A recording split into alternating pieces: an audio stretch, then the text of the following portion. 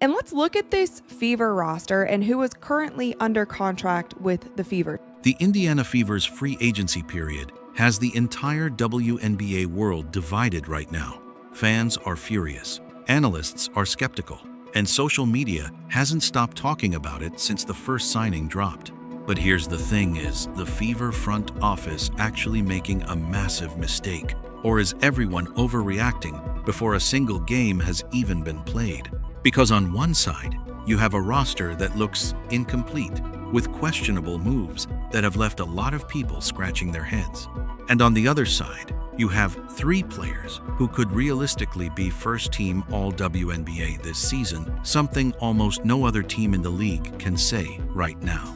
So before you crash out completely on the Indiana Fever, and as you guys can see, there are currently 16 players who are under contract with the Indiana Fever. Now, this roster here will be whittled down to 12 players who are under contract for the Fever and then 2 developmental players. let's actually break down what's happening, what the numbers say, and what everyone seems to be missing in this conversation. Right now, the Indiana Fever have 16 players under contract. That number sounds comfortable, but the reality is that by the time the season tips off, this roster gets trimmed down to 12 players, plus 2 additional developmental spots.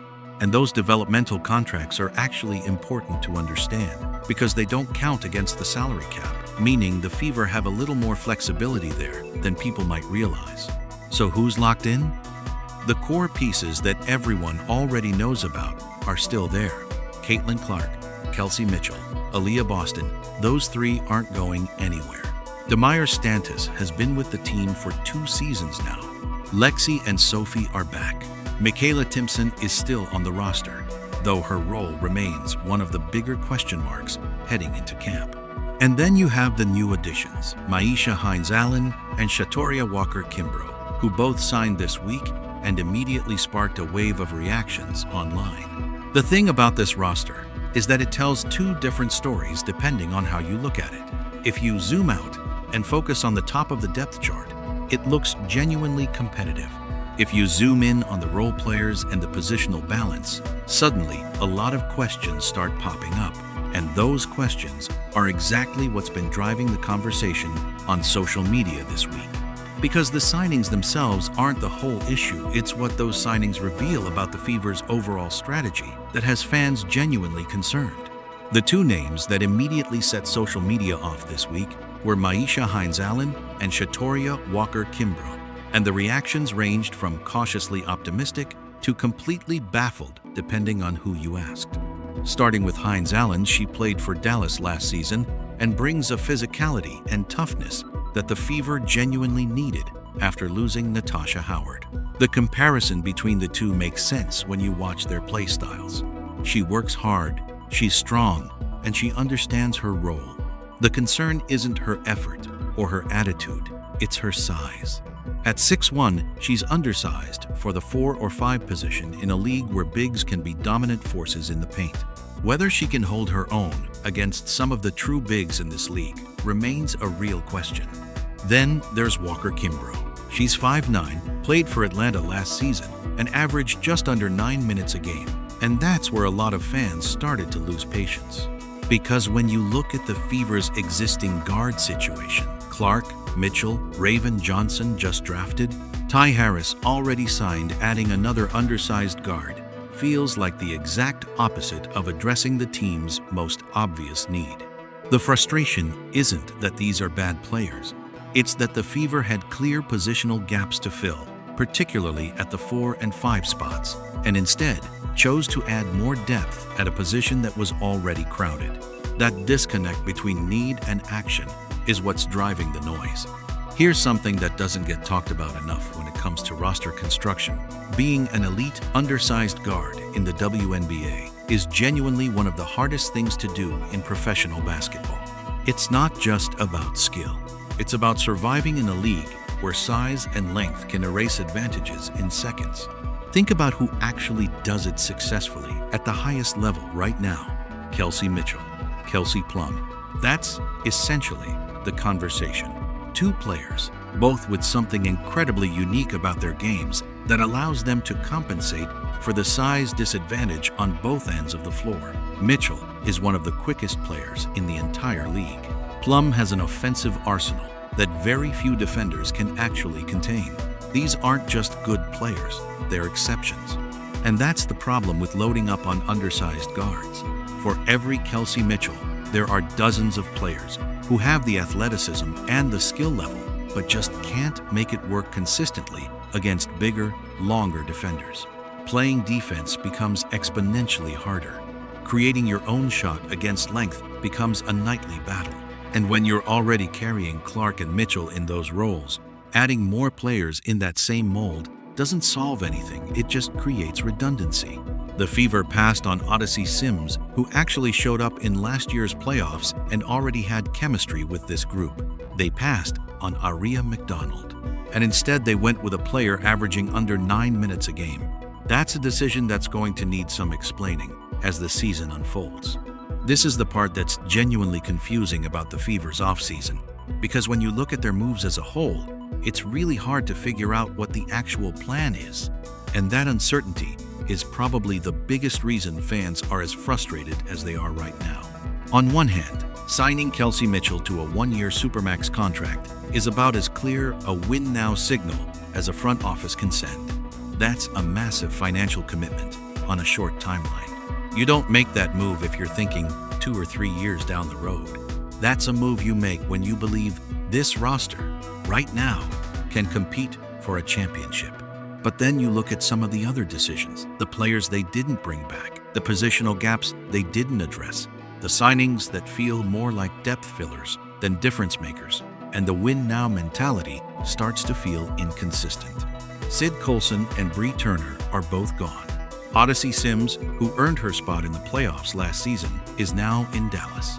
The team isn't locked into bad long-term contracts, which is smart roster management in theory. But avoiding bad contracts is a future-focused strategy, not a championship-focused one. So, which is it? Are the Fever building towards something bigger? Or are they trying to win right now with what they have? Because right now, it looks like they're trying to do both and not fully committing to either. That's a tough spot to be in, with the rest of the league making aggressive moves. With all of that said, and there's genuinely a lot to criticize, it would be completely unfair to ignore what the Fever actually have going for them heading into this season.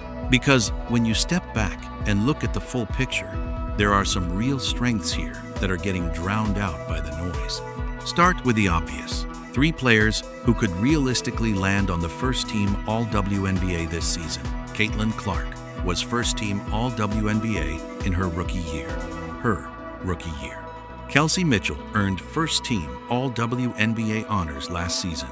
And Aaliyah Boston, who was second-team All-WNBA last season, has reportedly been working at a completely different level this offseason.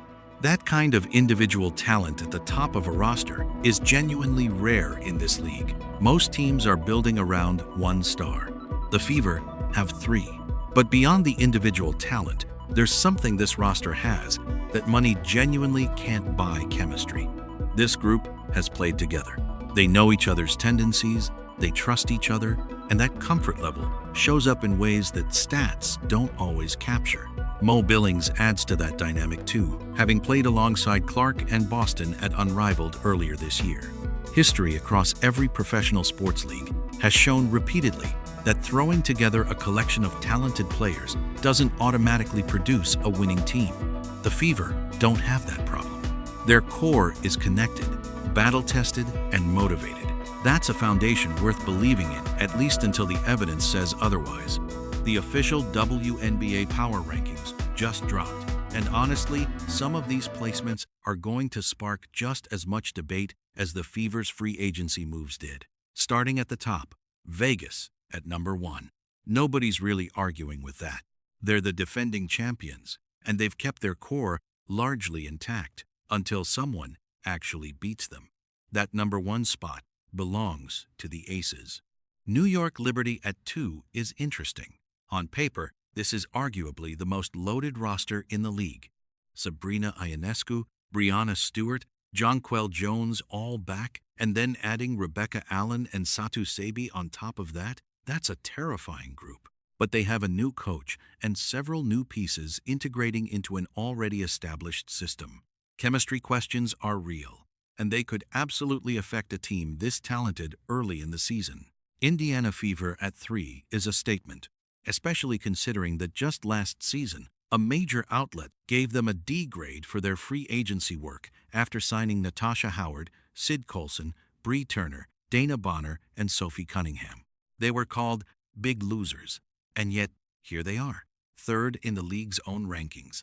Atlanta Dream at 4 makes sense with Angel Reese joining and most of their core returning. The Sparks at 6 might actually be underrated, with Kelsey Plum, De'Erica Hamby, and Ariel Atkins all on the same team.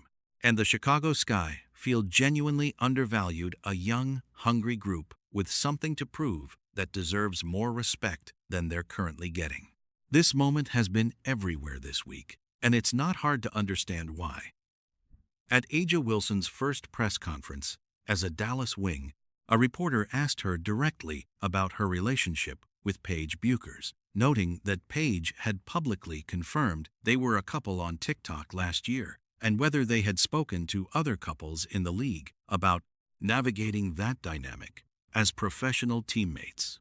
Before A'ja could even open her mouth, the Wings PR team stepped in and shut it down completely. No comment on personal lives. Here's the bottom line. The Indiana Fever didn't have a perfect free agency. Nobody's arguing that. There are real gaps on this roster, real questions about the front office strategy, and real concerns about whether this team can compete with what New York and Vegas are building right now. But 3 potential all-WNBA players, proven chemistry, and a coaching staff that has 1 full season of experience together, that's not nothing. That's actually a foundation most teams would take in a heartbeat. The A'ja and Paige situation is just another reminder that the WNBA isn't just the most exciting basketball league right now. It's the most compelling sports story in the entire country. So the real question heading into this season isn't whether the Fever made the right moves. It's whether the players they already have are enough to prove everyone wrong. And honestly, they just might be. Stay locked with my channel, Simply Explained, for further WNBA updates.